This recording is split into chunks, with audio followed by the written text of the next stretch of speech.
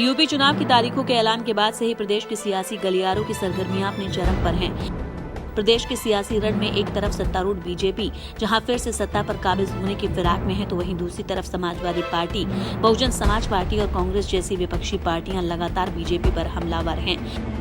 इतना ही नहीं, इस चुनाव में हर कोई अपनी अपनी जीत का दावा कर रहा है, लेकिन इन सब के बीच सामने आए चुनावी सर्वे में चौंकाने वाले नतीजे सामने आए हैं।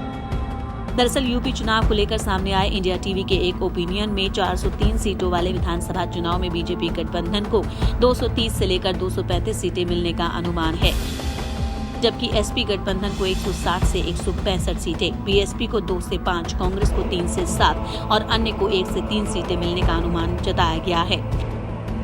सर्वे की माने तो पूर्वांचल की 124 विधानसभा सीटों में बीजेपी गठबंधन को 66, एसपी गठबंधन को 51, बीएसपी को 2, कांग्रेस को 3 और अन्य को 2 सीटें मिलने का अनुमान जताया गया है। इसी तरह पश्चिमी यूपी की बात करें तो यहां की 97 सीटों पर एसपी गठबंधन को 37, बीजेपी गठबंधन को 59 सीटें और बीएसपी को 1 सीट मिलने का अनुमान जताया गया है। वहीं कांग्रेस और अन्य के खाते में एक भी सीट नहीं मिलने का अनुमान है। ओपिनियन पोल में रोहिलखंड की 52 सीटों पर बीजेपी गठबंधन को 22, एसपी गठबंधन को 29 और कांग्रेस को 1 सीट मिलने का अनुमान जताया गया है। वहीं बीएसपी और अन्य के खाते में एक भी सीट नहीं मिलने का अनुमान है।